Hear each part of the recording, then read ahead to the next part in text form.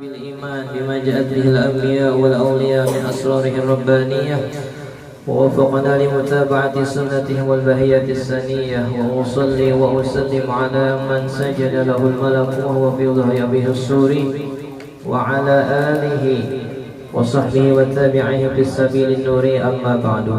Kemudian daripada itu maka berkatalah Syekh Siddiq Al-Madani Khalifah Sayyid Syekh Muhammad bin Abdul Karim Al-Qadri Al-Hasani As-Samman Al-Madani radhiyallahu anhu.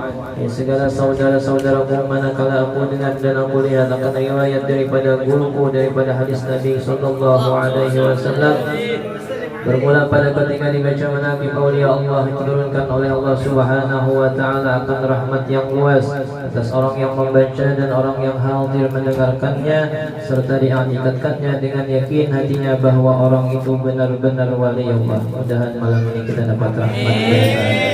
Dan aku lihat pula beberapa murid yang dahulu itu mereka mengarang akan managib gurunya serta dibacanya pada tiap-tiap tahun sekali, yaitu pada hari ketika wafatnya, serta membaca Quran dan tahlil dan bersedekah mana sekuasanya. Tetapi hendaklah bersama-sama dengan orang banyak. Maka tatkala aku dengar dan yang demikian itu, yakni riwayat yang tersebut, maka sukalah hatiku mengerjakan seperti yang demikian.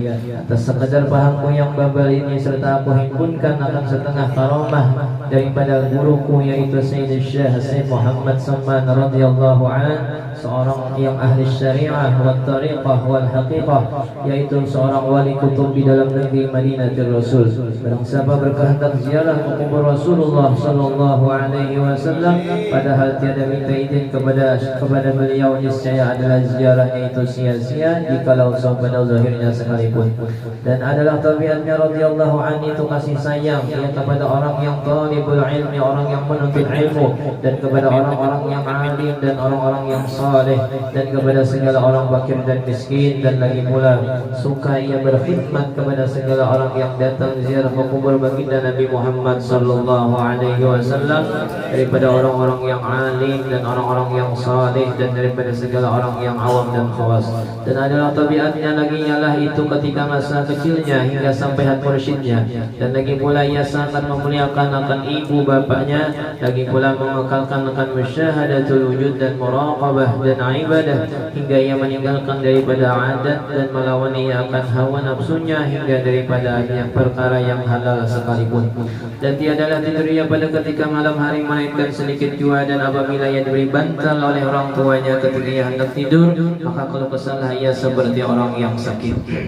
Syahdan adalah halnya Tuan Syekh Muhammad Samman radhiyallahu anhu itu selalu ingat kepada Allah Subhanahu wa taala siang dan malam, dan ia suka uzlah, yaitu menjauhi daripada bercampur dengan manusia dan masuk ke dalam khalwah, dan melazimkan akan ziarah ke Baqi, yaitu tempat pekuburan segala istri Nabi kita Muhammad sallallahu alaihi wasallam di dalam negeri Madinatul Rasul, serta hampir dengan masjidnya. Pada tiap-tiap hari lalu ia berzikir dan membaca Quran di tempat tersebut. Dan adalah halnya lagi ialah pada ketika bidayahnya, yakni pada permulaan dia menjalani akan jalan tariqah dan haqiqah, ia memakai pakaian yang indah-indah. Kemudian datanglah Tuan Syekh Abdul Qadir Al-Jilani membawa baju jubah putih, padahal Tuan Syekh Muhammad Samman masih di dalam khalwatnya. Maka dipakaikanlah oleh Tuan Syekh Abdul Qadir Al-Jilani akan baju jubah itu kepada Tuan Syekh Muhammad Samman Al-Madani. Maka cukuplah Tuan Syekh Muhammad Samman dengan baju jubah putih itu hingga sekarang. Dan kelakuan Tuan Syekh Muhammad Samman pada ketika itu adalah beliau menyembunyikan akan ilmunya dan amalnya, hingga datang kepada beliau perintah daripada Hadratul Rasul sallallahu alaihi wasallam menyuruh untuk menzahirkan akan ilmu dan amalnya di dalam negeri Madinatul Rasul. Dan berkatalah Tuan Syekh Muhammad Samman radhiyallahu anhu kepada segala muridnya, jangan kalian mendustakan akan aku sebagaimana ahli Madinah yang mendustakan mereka kepadaku pada zaman sekarang, dari sebab sangat zahirnya aku di dalam negeri Madinatul Rasul ini. Tiada seseorang daripada wali-wali Allah Subhanahu wa taala yang sangat zahir pada masa itu di dalam negeri Madinatul Rasul seperti kezahiran dari Tuan Syekh Muhammad Samman radhiyallahu anhu. Jikalau keluar aku daripada negeri Madinah, niscaya banyaklah orang Madinah yang tersesat. Di antara setengah wasiat Tuan Syekh Muhammad Salman radhiyallahu an, barang siapa membaca Allahumma ighfir li ummati sayyidina Muhammad, Allahumma arham ummata sayyidina Muhammad, Allahumma astur ummata sayyidina Muhammad, Allahumma jibur ummata sayyidina Muhammad 4 kali berturut-turut, sesudah sembahyang subuh niscaya ia masuk di dalam jumlah martabat fadilah wali kutub. Dan lagi di antara wasiat Tuan Syekh Muhammad Salman radhiyallahu anhu kepada segala muridnya, seyogianya kamu membanyakkan akan suhbatul fuqara wal masakin wa mulazamatuhum, yaitu bersama-sama dengan orang-orang yang fakir dan orang-orang yang miskin, karena bersama berkumpul dengan orang yang fakir dan miskin itu menambah akan sifat zuhud kita kepada dunia, yaitu benci akan pekerjaan dunia, lagi pula memberi akan sifat qanaah, yaitu merasa cukup dengan barang yang dikaruniakan oleh Allah Subhanahu wa taala kepada kita. Dan setengah daripada perkataan Tuan Syekh Muhammad Salman radhiyallahu an lagi, bukannya yang bernama guru itu mengarasi muridnya mengerjakan ibadah, tetapi adalah yang bernama guru itu menaikkan muridnya daripada satu martabat kepada martabat yang lain, artinya daripada cinta kepada dunia kepada bencinya, dan daripada jahilnya kepada mengetahuinya, dan daripada tamaknya kepada sifat qanaahnya, yakni kepada cukupnya, dan daripada segatnya mengerjakan ibadah kepada rajinnya.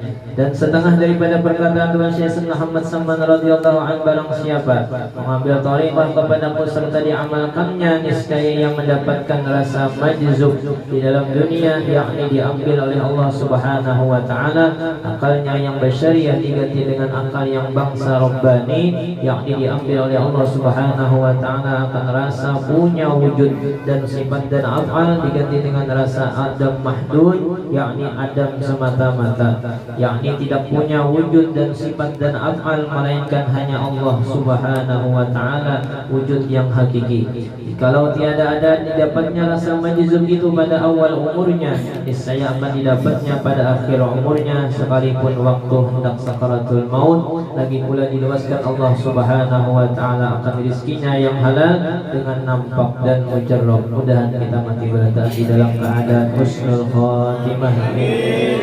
Dan setengah daripada perkataan Tuan Syekh Muhammad Salman lagi, segala kami aulia Allah tiadalah kami mati, melainkan hanya kami berpindah daripada negeri yang zahir ini kepada negeri yang tersembunyi. Maka apabila mati kami pada penglihatan kalian, maka datanglah kalian ziarah ke kubur kami serta membaca akan Al-Quran dan berzikir. Maka ketika itu kami dengar dan kami lihat, dan duduklah kami beserta kalian dengan membaca Al-Quran dan berzikir. Seperti sabda Nabi kita Muhammad sallallahu alaihi wasallam, innama khuliqtum lil abad wa innama tunqaluna min darin ila darin fayahabbadzan naqlatu wan na'imus sarmad. Artinya, hai segala nabi Allah dan aulia-aulia Allah, hanya saja kalian dijadikan kekal, dan bahwasanya kalian dipindahkan dari satu negeri kepada negeri yang lain, maka itulah sebaik-baik perpindahan dan sebaik-baik kesenangan yang abadi.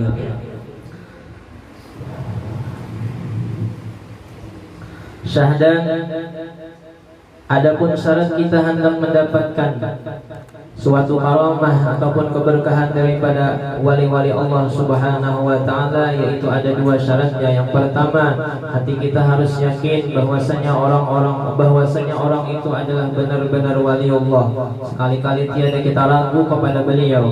Dan yang kedua, jangan sampai kita mendustakan kepada kewalian beliau jikalau ada pekerjaan beliau itu bertentangan dengan zahirnya sekalipun, janganlah kita mendustakan akan kewalian beliau. Dan jikalau dua syarat ini tidak ada, maka tidak akan memperoleh suatu karamah ataupun keberkahan daripada seorang wali Allah, sekalipun berkhidmat membantu kepada beliau selama 100 tahun. Syahdan adalah Tuan Syekh Muhammad Salman itu dilahirkan pada tahun 1132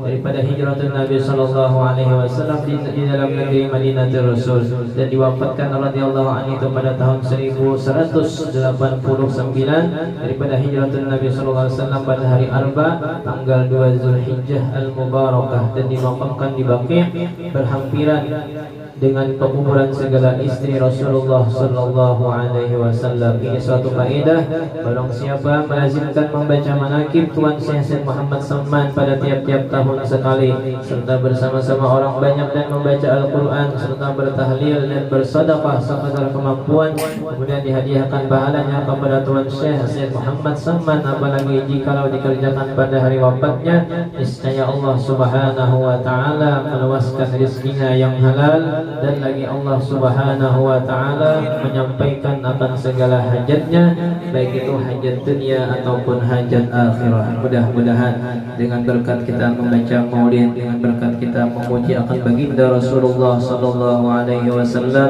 dosa-dosa kita, dosa ibu bapa kita, dosa keluarga kita, dosa jiran tetangga kita diampuni oleh Allah Subhanahu wa taala.